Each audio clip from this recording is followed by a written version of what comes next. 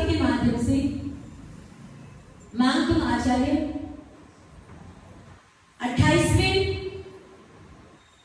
श्लोक की धारा प्रभु आदिनाथ स्वामी की स्तुति करते हुए कह रहे हैं, हे भगवान, जो उच्चतम वृक्ष होता है और जिसकी छाया में हम आकर बैठते हो, वह वृक्ष भी अशोक वृक्ष कहलाता है। और आपका जो परम औदार्य शरीर है, उसकी दिव्य उज्ज्वलता से वह वृक्ष उस शरीर की किरणों से शोभायमान होता है।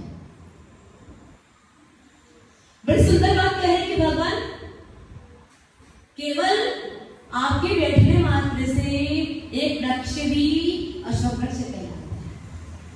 यहां अष्ट प्रातिहार्यों का विवेचन चलना है। पहला प्रातिहार्य कौन सा? भगवान जी का अशोक वृक्ष। अशोक नाम का वृक्ष होता है क्या? देखा किसी ने? कहते हैं जिस वृक्ष के नीचे आकर भगवान साधना करते हैं, वही वृक्ष अशोक वृक्ष कहलाता है। तो कह रहे कि भगवान एक इंद्रिय वृक्ष है, वो भी आपके निकट आने से शोक से रहित हो जाता है। संसार के प्राणी पंचेंद्रिय जीव हैं, जो मनुष्य हैं, तिर्यंच है, देव है, अगर वो आपके चरणों में आकर आपकी वंदना करे, आपकी भक्ति करे, आपकी स्तुति करे, तो बताइए वो जीव शोक से रहित नहीं होगा क्या? बिल्कुल होगा, 100% होगा, लेकिन भीतर में श्रद्धा का दीप जलना चाहिए। अब 28 दिन हो चुके हैं भक्ति का प्रवचन सुनते सुनते, इसको समय दृष्टि की प्राप्ति हो गई। भगवान की श्रद्धा किसको हो गई बता? 100% वाली हो गई। कैसे वाली? जिन्हें भगवान पर श्रद्धा होती है, ध्यान रखना, वो जीवन में कभी रोता नहीं। क्यों? जानता है मुझे कोई दुखी कर ही नहीं सकता है। दुखी कौन कर रहा है मुझे? मैं स्वयं से दुखी हो रहा हूं। हाय राम, ऐसा हो गया, ऐसा हो गया। कौन कर रहा है? हम कर रहे हैं ना। कोई दुख दे नहीं सकता संसार। जैसे पुण्य की जड़ पाताल में होती है, जिनका पुण्य प्रबल होता है ना, उनको कोई भी बाल बाल नहीं कर सकता। ऐसे ही जो सुख में रहना चाहता है, मुझे सुखी रहना है, मुझे दुखी नहीं रहना है, कुछ भी हो जाए, वो सुख में रह सकता है। देखो आपके पास इतना सब कुछ, गाड़ी है, बंगला है, कार है, गाड़ी है, जो सब कुछ एसी वगैरह, हमारे पास क्या है? कुछ नहीं। आपसे सुखी कौन है बताओ? क्यों सुखी? मान इसलिए हमें मान नहीं सुखी है। हमको तृप्ति, हम एक साड़ी में पीछे कमंडल सास रहे हैं, हमें कुछ नहीं चाहिए। शाबाश, आहार देते तो ले लो, और न दे तो भी दुखी नहीं है। क्यों? हम जान रहे हैं हमें कोई दुखी नहीं कर सकता। तो किसी के पास 84 खंड का महल है, फिर भी क्यों? पुण्य उदय जिनके तिनके भी नाही सदा सुख साधा। पुण्य का उदय है। आपके पास में बहुत बड़ा बंगला है, बहुत बड़ी फैक्ट्री है, गाड़ी है, ऐसी है, गाड़ी है, सब कुछ है। पुण्य के उदय है। बिना पुण्य के जीवन साथी नहीं मिलता है। पुण्य चाहिए, कुछ नहीं मिल सकता है। लेकिन क्या कहा? जिनका निरंतर पुण्य का उदय है संसार में, वो भी सुखी नहीं है। पूछो भैया क्यों? अरे वो फैक्ट्री, वहां का फोन आ गया, वो फैक्ट्री, वहां ये हो गया, वहां ये हो गया, वहां बस आपको नहीं। आपको क्यों नरेंद्र जी? वो बेटे की दुकान पे जाना है, वो बेटा आज बाहर चला जाएगा, तो वो बेटे की दुकान पे जाना, वो बेटा आज नहीं है ना नरेंद्र जी? सही बात बता रहे ना हम। नरेंद्र जी होकर दुखी है, सुख नहीं है। क्यों नहीं है सुख? ज्ञानी भीतर का जो इंद्र था उसको नहीं जानता है। अगर उसके स्वभाव को जान लेते कि मेरा स्वभाव है ही बच्चों का बच्चों करे, हम तो फ्री हो चुके हैं। हमको क्या करना है? अब बता नरेंद्र जी, बताइए क्या करना है? क्या करना आपको? आप ही हमको बोले सकते हो? बताओ क्या करना है? देखो एक तो कितने शांति से जवाब ही नहीं दे रहे। कहने का मतलब कि हमें भीतर की नींद को जान लिया होता तो भीतर में शांति आ जाती। नहीं जानना हमारा वैभव क्या है? पुण्य होने के बावजूद भी हम सुखी नहीं है, शांत नहीं है। क्यों नहीं है? क्योंकि पुण्य के उदय में पुण्य के फल को समीचीन रूप से भोग नहीं रहे। सब कुछ है फिर भी बिजी है। 4 प्रकार का वो होता है पुण्य के उदय में पुण्य को कमाना। वो वैभवशाली व्यक्ति है, पुण्य का उदय है, सब कुछ है। आपके पास चांस है, मंदिर सुबह जल्दी आकर दर्शन करके अभिषेक कर सकते हो, क्लास अटेंड कर सकते हो। क्यों? पुण्य का उदय क्या है कि आप मनुष्य बने हो, सबसे बड़ा पुण्य का उदय। कल बच्चों को पढ़ा रहे थे हम गोत्र कर्म, समझा रहे थे, एक्सप्लेन कर रहे थे। तो बच्चों ने कहा उच्च कुल क्या होता है, नीच कुल क्या होता है? हमने कहा जिस कुल में दीक्षा ली जा सकती है, दिगंबर दीक्षा ली जा सकती है, जिस कुल में दिगंबर मुनिराजों को आहार दिया जाता है, वो कुल उच्च कुल कहलाता है। आप सबके पास वो कुल है ना? आप पुण्यवान जीव हो ना? आपको उतना पुण्य कर्म का उदय मिला कि आप उच्च कुल में जन्मे हो, है ना? फिर पंचेंद्रिय हो। अंगोपांग नाम कर्म का विवेचन चल रहा था। अंगोपांग हाथ, पैर, आंखें, नाक, कान, सब कुछ व्यवस्थित मिलना। जिनके पास आंखें नहीं होंगी उनसे आहार नहीं लेंगे। जो बोल शुद्धि नहीं बोल सकता है उनसे आहार नहीं लेंगे। जिनकी एक अंगुली ज्यादा है, अंगुली कम है, हिनाती कम वाले हैं, उनसे आहार नहीं ले सकते हैं। आप में सब कुछ है ना परफेक्ट। मतलब पुण्य का उदय है ना आपके पास में। अब ज्ञानी उस पुण्य कर्म के उदय में आप पुण्य का लाभ लेते कैसे? चलो सोधर्मेंद्र में बनना चाहते हैं, मैं सोधर्मेंद्र कल्पना से ऐसे सोधर्मेंद्र फालतू नहीं बन सकते। रियल सोधर्मेंद्र बनना चाहो तो खूब तपस्या करनी पड़ती, खूब पुण्य करना पड़ता है, तब जाकर सोधर्मेंद्र का पद मिलता है सर्पों में। सचिव इंद्राणी ऐसे थोड़ी भी बन जाता है। तीर्थंकर बालक तो सबसे पहले देखने का सौभाग्य सचिव इंद्राणी को मिलता है, हाथ में उठाने का। सबसे प्रथम अभिषेक सोधर्मेंद्र करता है। बताओ कौन बन सकता है सोधर्मेंद्र? जिनकी जाति की शुद्धि है, कुल की शुद्धि है। वीरेंद्र जी सुन लेना, कितनी पूजा ऊंचे चली जाए, ये पॉइंट होना चाहिए। कुल की शुद्धि है, जाति की शुद्धि है, विजाति विवाह नहीं है। ऐसी ही जो पंचेंद्रिय है, हाथ पैर सब कुछ व्यवस्थित सुंदर है, वही जीव सोधर्म में इंद्र इंद्राणी के बनने का सौभाग्य प्राप्त कर सकता है। साधु को आहार वही दे सकता है, चल कपड़ नहीं करना। चल कपड़ करोगे तो आपका पाप जानो। हमने शुद्धि बुलाई, आहार ग्रहण किया।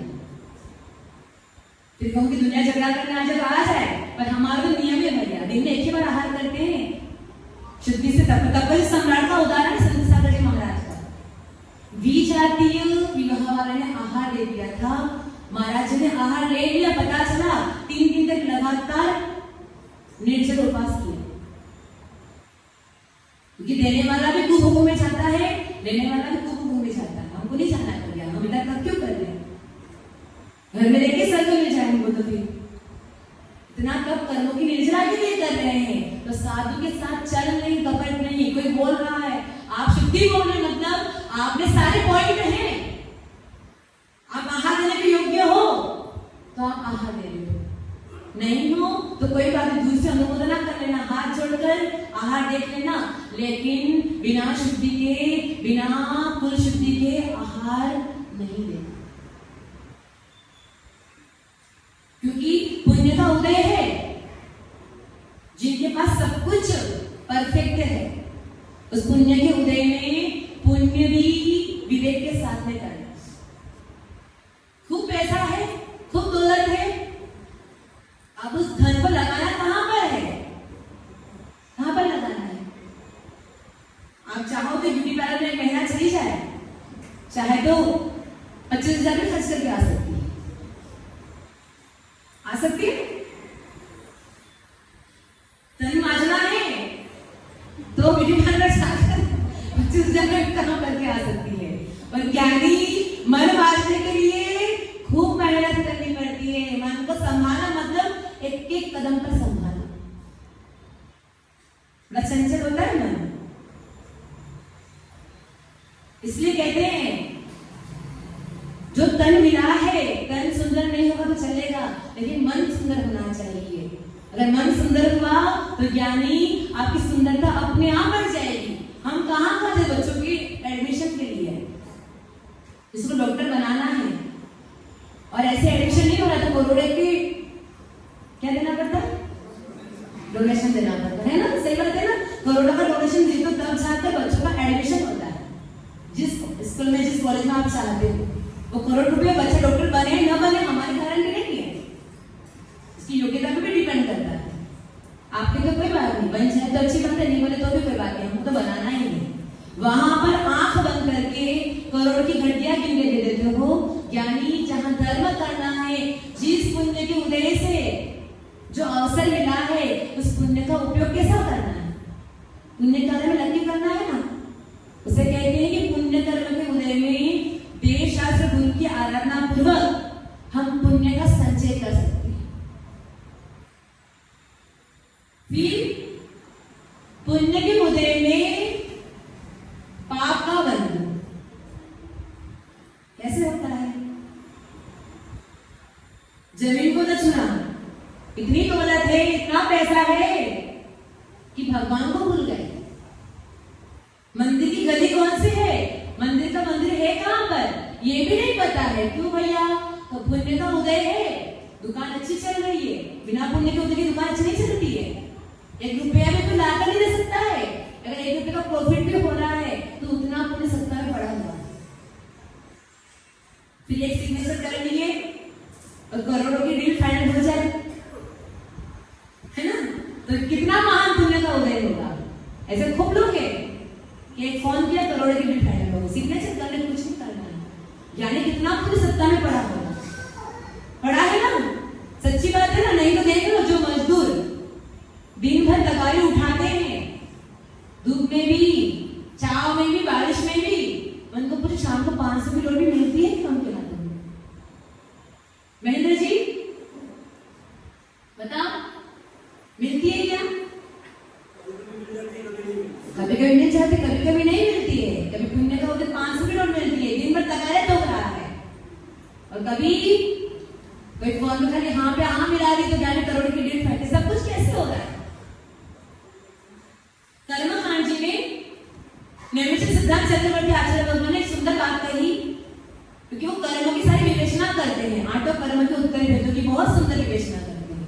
तो कहते हैं सबसे पहले अगर आप कर्मों को स्वीकार नहीं करते हो, चलो हम मान लें आप कर्मों पर विश्वास नहीं करते हो, तो संसार में जो धनपति है, कोई गरीब है, कोई करोड़पति है, कोई रोडपति है, वो सब भेदभाव क्यों है? आपके सृष्टि की रचना भगवान ने की है। चलो हम मानते हैं सृष्टि की रचना भगवान ने की है, भगवान की कृपा से हम सुखी दुखी है, तो भगवान किसी को दुखी क्यों करेगा? बताओ, भगवान किसी को दुखी क्यों करेगा? भगवान क्यों है? जो पूर्ण करुणावान है, दयावान है, वो भगवान है। तो भगवान आपको करोड़पति बना रहा है, किसी को रोडपति बना रहा है, आपको सुखी कर लिया है, आपको दुखी कर लिया। भगवान ऐसा क्यों कर रहा है? क्यों कर रहा है भगवान? बताओ ऐसा कौन कर रहा है? अगर आप मानते हो तो आप कर्तावाद क्यों मानते हो? वो पालनहार है। यहाँ जी महावीर स्वामी कहते हैं इसमें कोई पालनहारा नहीं है, प्रत्येक जीव अपना अपना पालनहारा है। तो सेठानी देखो वीरेंद्र जी को बात जरूर गई, सेठानी सेठ जी का पालन नहीं कर सकती है, माँ भी बच्चे का पालन नहीं कर सकती। पालन कौन करने वाला है? प्रत्येक जीव अपना अपना पालन करने वाला है, कोई किसी का पालनहारा नहीं है यहाँ पर। अगर पालनहारा होता तो ज्ञानी पूरी दुनिया का समान रूप से पालन करता, भेदभाव नहीं करता। तो नैमिषिक सिद्धांत चक्रवर्ती कहते हैं कि मतलब कोई धनपति है, कोई गरीब है, मतलब कर्म की सत्ता इस दुनिया में है। आप जैसा कर्म करोगे आपको वैसा ही फल मिलना। हम चाहे कि ऐसा हो जाए वैसा हो जाए, हो सकता है क्यों? अब देखो हमारे घर में कितने खराब है, यहाँ के लोग 2 बार अच्छे से दर्शन करके आ गए और हमको 1 बार दर्शन नहीं हुए। पुण्य कितना ज्यादा है, हमारे पुण्य से आप जा रहे हो, ऐसी बात है। ये बात भी सही है, हमारे बिना कैसे जाते, चले में जाते तो टिकट तो नहीं मिलता वहां। तो कहने का मतलब है कि फिर भी भैया आप प्रत्यक्ष दर्शन करके आए हो, हम यहाँ तरस नदी पर गुरु का स्मरण करते हैं भगवान अभी दर्शन कब होंगे, तो फिर भी पुण्य तो आपको कहीं ना कहीं जाना है उस अपेक्षा से कि आप प्रत्यक्ष दर्शन करके आए हो। हमारा इतना पावर चक्र कि भी दर्शन नहीं कर पा रहे और कितना पाप का उदय होगा। तो ज्ञानी सब कुछ कर्मों पर निर्भर करता है। आप कर्म कैसे कर रहे और कर्म किस पे निर्भर करते हैं? कहते हैं कर्म भावनाओं पर।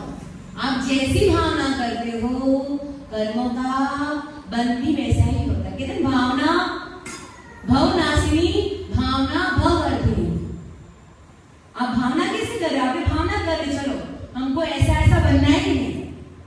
कल्पतरु महामंडल विधान में क्या आप बोलो, आपको चक्रवर्ती बनना है, आपको जो बन जाए वो बन जाओगे। ऐसे मुनि बनाने मुनि बन जाओगे। विधान तो कल्पतरु महामंडल समझदार है, वहां काफी समझदार मुनिराज भी होते हैं, माता जी भी होते हैं, चक्रवर्ती और सोदर मित्र भी होता है, कुबेर इंद्र भी होता है, यज्ञ नायक भी होता है, सारे 16 सालों के देव होते हैं, सब इंद्र होते हैं। आपको कौन सा वाला बनना है बताओ, कि मुनि बनना है, कौन सा वाला बनना, हम वो बना देंगे। जो बनना है ऐसा बन जाओगे, बन जाओ भैया, अच्छी बात है। हमने भावना की कि हमको ये बनना है, विधान है बैठना है, चाहे 11 दिन का विधान है, कुछ भी हो जाए, सुबह 4 बजे उठेंगे लेकिन विधान पूरा अटेंड करेंगे। तो ज्ञानी आप बिल्कुल बैठोगे, पक्की बात है। क्यों? आपने भावना की है। भावना कभी निष्फल नहीं जाती। और भावना ही कमजोर कर ली, सीजन है दुकान पे, ये दुकान पे जाएंगे, ऐसा है 1 बजे तक फ्री नहीं हो पाएंगे, 12 बजे तक फ्री नहीं हो पाएंगे, ऐसा वैसा कैसे करेंगे? वहां और कभी बैठेंगे, वो और दिन कब आएगा? वो और दिन कब आने वाला है? कोई पक्का है कि वो दिन कभी आएगा?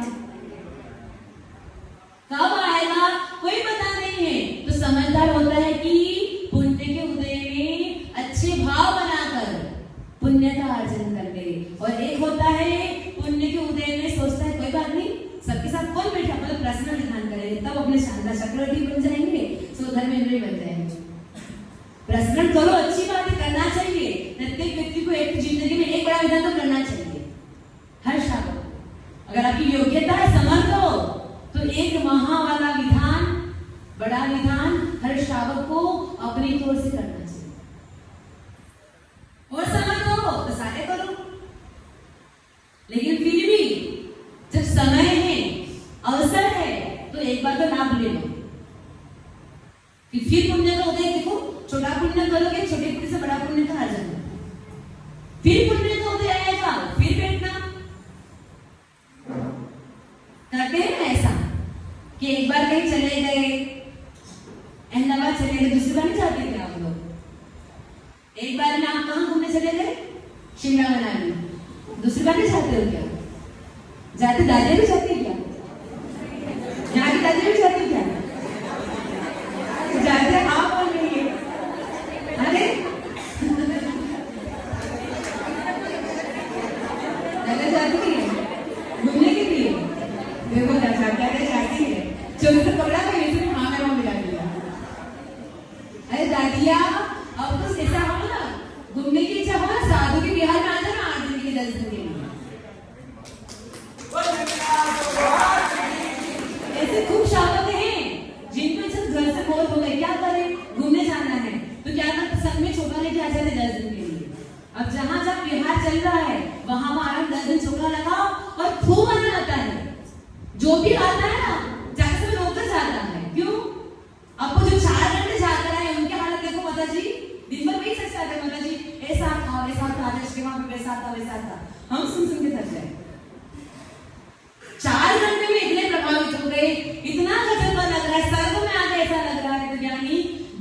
चौका ले जाने वालों को पूछना कि जो इतने सारे साधु होते हैं, पड़गान करते हैं, क्या आनंद आता है।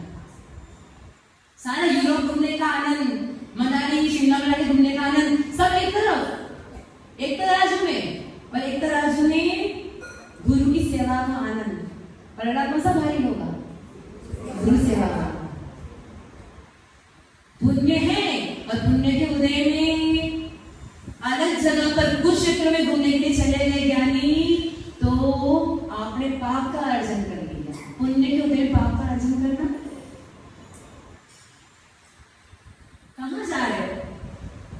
एक शाखा माता जी सब जगह घूम के आ गए, अमेरिका भी घूम के आ गए, थाईलैंड भी घूम के आ गए, दुबई भी घूम के आ गए, दुबई भी घूम के आ गए, अब तो अफ्रीका जाना है। हमने कहा दादाजी कितना घूमोगे, 84 के चक्कर काट करके थके नहीं हो क्या? नहीं माता जी अफ्रीका तो जाना है। हमने कहा बढ़िया है, और जाने जहां साधु लोग लेते हैं ना वो काम होता भी नहीं, सही बता रहे हो। हमने कहा कि नहीं जाना है, और अपनी टिकट भी नहीं मिली, वीजा भी नहीं हुई। तो कहने का मतलब है कि साधु समझाए समझ लो, नहीं तो स्थितियां परिस्थितियां समझाएंगे कि हाँ ऐसा कहा था ना, सही है। तो ज्ञानी पुण्य के उदय में पाप का अर्जन भी हो जाता है। मंदिर के द्वार नजर नहीं आते हैं, गुरु के द्वार नजर नहीं आते हैं, जिनवाणी नजर नहीं आती है, उस समय तो ऐश और आराम नजर आता है। यानी चक्रवर्ती जो भोग भोग करके मरता है ना। हमें कल कोई पूछा था माता जी बता चक्रवर्ती का भोजन कैसा होता है, तो कहते हैं 1000 गायों का दूध निकालो। पूछने वाली है क्या यहाँ पे? 1000 गायों का दूध निकालो, उस दूध को 100 गायों को पिलाओ, फिर 100 गाय का दूध निकालो, उस दूध को 1 गाय को पिलाओ। कहते हैं जो है ना गाय का दूध पौष्टिक होता है, जब गाय दूध पीकर दूध देती है बहुत प्रभावशाली होता है, बहुत उसमें सत्व होता है। वो क्या बोलेंगे हम लोग, क्या बोलते हैं? फ्लेट, क्या बोलते हैं इसको? फैट, है ना, फैट वाला। तो मतलब कि 100 गाय का दूध 1 गाय को पिलाओ, उसका दूध निकालो और उस दूध का मावा बनाओ और उस मावे का लड्डू बनाओ। और कहते हैं कि चक्रवर्ती का जो लड्डू होता है खाने वाला, उस लड्डू का इतना सा अंश भी उसकी पूरी कटक, कटक माने पूरी सेना, उसकी कितनी बड़ी सेना होती है पता है?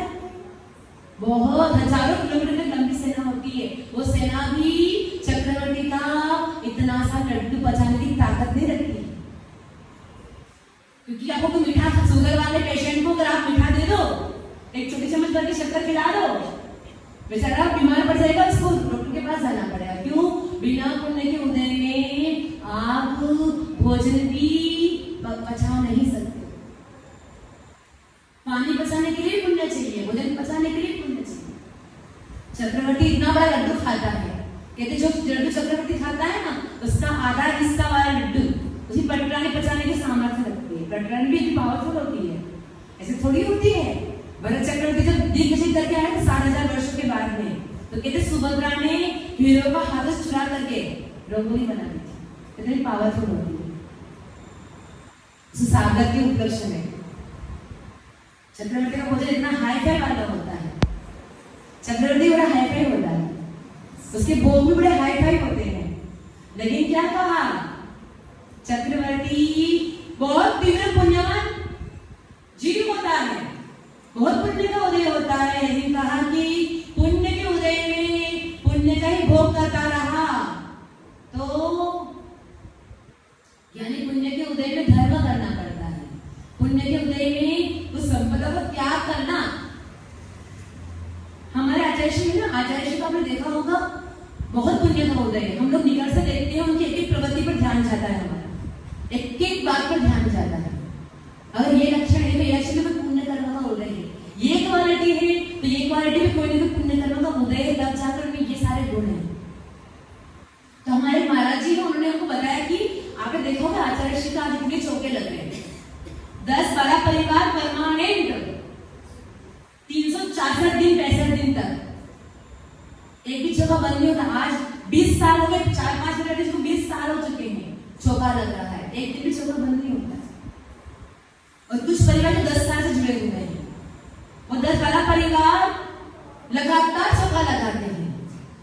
अगर देखो चौका लगाने वाला नहीं है, जंगल में भी चले जाए, कोरोना काल में भी संग 25-25 चौके लगते थे एक जगह पर। 2 साल तक कोरोना रहा होगा। कभी संघ में ऐसी स्थिति नहीं कि साधु को आहार देने वाला श्रावक नहीं है। श्रावक वहीं के घर में भी नहीं जाते थे, वहीं भी डेरा लेकर आ गए। कोरोना दुकान चलानी नहीं है, बस समर्पण होना भीतर का। शांतिनाथ जी में सारा डेरा वहां लेकर आ गए, पूरा परिवार लेकर, और वहीं चौका लगाना, वहीं आर कराना, वहीं रहना, और गुरु चरणों में रहकर खूब भक्ति करना। तो कहती इतना पुण्य उदय अजय का आया कैसे? तो कहते कि अजय गुरु आज्ञा के बिना किसी श्रावक की इतनी सी वस्तु भी ग्रहण नहीं की, किसी से इतनी सी भी अपेक्षा नहीं रखी है। वो श्रावक दे के जा रहा है। खूब श्रावक आते हैं आज भी, सोने की माला रख के चले जाते हैं, चांदी की माला रख के चले जाते हैं। आचार्य कहते हैं कि हमको नहीं चाहिए, हम साधु हैं, मुनि नहीं है क्या सोने की माला रख के संभाल के बैठे। सोने के भाव क्या है? 2 तोले की 3 तोले की माला भी होगी, कितनी महंगी, महंगा पेन, वो भी यूज नहीं करना। क्यों? हमारे पेंसिल के सिवा पेन भी यूज नहीं करते आचार्य। क्यों? जितना काम हमारा साधारण चीजों से हो रहा है, हमें हाई लेवल की चीजें नहीं चाहिए। पर लिखना ही तो है, 10 रुपए की पेंसिल से लिख सकते हैं, 100 रुपए का 1000 रुपए का पेन क्या करेगा? क्यों हम इतना अनंत करें? कहते त्याग करते गए, त्याग करते गए, त्याग करते गए, आज पुण्य इतना फला कि लाख गुना उदय में आ रहा है। चाहे भी ना कि नहीं चाहिए, तब भी आएगा, भोगना पड़ेगा। जहां त्याग होता है वहां पुण्य का उदय अपने आप आता है। चक्रवर्ती त्याग करता है, चक्रवर्ती पद का तो कहते सर्व की संपदा मिलके सिद्धों की श्रेणी में विराजमान हो सकता है। और त्याग नहीं करता है, भोगता जाता है, तो कहते हैं रत्न प्रभा पृथ्वी की संपदा मिलती है। कहां है? नरक में। तो कहने का मतलब है पुण्य का उदय है, तो पुण्य के उदय में पुण्य करना सीख जाओ, नहीं तो पाप का वध होगा। फिर है पाप के उदय में पुण्य का संचय करना। संसार में देखा बहुत से जो दुखी हैं, पीड़ित हैं, पर सोचो धर्म नहीं छोड़ना, धर्म को छोड़ना नहीं है। जो भी हो रहा है, क्यों हो रहा है? क्यों हो रहा है? हमारे भी पाप कर्म होते हैं ना। कितने लोग होते हैं, भगवान ने ऐसा नहीं किया, भगवान ने वैसा नहीं किया, हम रोज अभिषेक करते हैं, रोज पूजा करते हैं, रोज दर्शन करते हैं, भगवान ने फिर भी हमारी तरफ देखा नहीं। हम तो मंदिर जाना बंद कर लेंगे, आज से नहीं जाना। यानी पाप किया है, फल भोगना पड़ेगा, लेकिन उस पाप कर्म के उदय में समता धारण करनी पड़ेगी। कोई बात नहीं, मुझे भगवान ने 2 आंखें तो दी है ना, इन 2 आंखों से वितरागी प्रभु को निहार पाओ। अच्छा मन तो दिया है ना, उस मन से प्रभु को समझ पाओ, प्रभु के गुण क्या है। तो मतलब भगवान मेरा, मैं इतना पापी जीव नहीं हूं, मुझे कुछ तो दिया है ना, मैं अभी भी पुण्य का संचय कर सकता हूं। हम मराठा में थे, 3 भैया थे, तीनों भैया खूब जुड़े हुए थे, तीनों भी गवर्नमेंट जॉब के लिए लगे हुए थे। एक का ना वो सिलेक्शन हो चुका था, 2 का बाकी था। पिताजी को समझदार थे, तो पिताजी कहते थे बेटा सिलेक्शन नहीं भी हो, पुरुषार्थ करना आपका कर्तव्य है, लेकिन हारना नहीं। भगवान ने 2 हाथ दिए हैं, अगर गवर्नमेंट जॉब नहीं भी लग पाए तो 2 हाथ दिए हैं, 2 आंखें दी है, 2 कान दिए हैं, अच्छा खासा मुंह दिया है। हम उन दोनों हाथों से मेहनत करके भी अपनी आवश्यकताओं की पूर्ति कर सकते हैं, हारना नहीं। हो जाओ तो अच्छी बात है, नहीं हो तो कितने बच्चे होते हैं ऐसा नहीं, माता पिता का दबाव में तो होता है, डॉक्टर बनना है तो बनना है, सीए बनना है तो बनना है, दबाव में व्यक्ति अंदर ही अंदर घुट जाता है। दबाव मत डालो बेटा, ऐसा हो जाए तो खूब अच्छी बात है, और नहीं भी हो पाए तो हम हमेशा तुम्हारे साथ में हैं, डरने की बात नहीं है।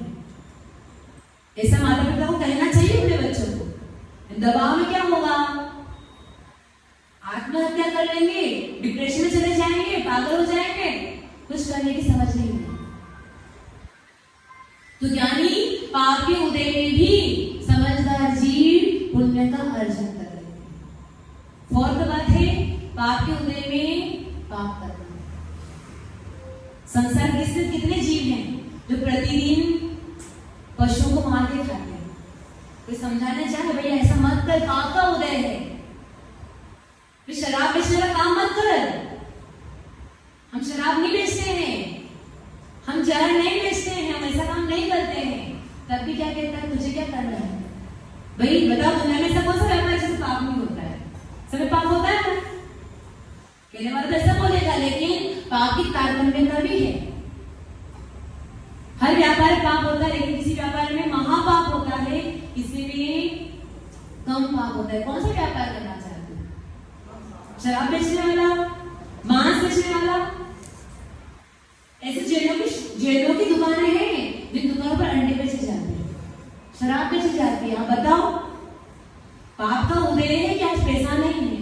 उस पाप कर्म के उदय में पुनः पाप के कार्य करोगे तो जानी अब कहां जाकर संभलोगे। मुझे पाप का उदय, अब मुझे मैंने क्या पाप किया कि आज ऐसा कर्म उदय में आ रहा है? मैंने ऐसा क्या पाप किया कि आज जन्म से ही मेरे पास धन संपदा नहीं है? कोई जन्म से ही करोड़पति होता है ना? करोड़पति घर में किसी बच्चे का जन्म हो जाए, जन्म से करोड़पति, सही बात है ना? जन्म से ही 10-10 करोड़ों का मालिक बनता, सच्ची बात है। तो मैंने ऐसा क्या पाप किया कि आज मेरे पास कुछ चीजें नहीं है?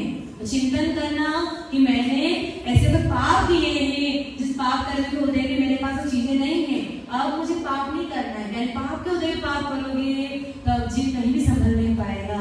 इसलिए अगर आप चाहते हो कि हमारे इस जीव का उद्धार और विकास हो तो जय बोलिए परम पूज्य चतुर्थ भट्टाचार्य सागर जी गुरुदेव की।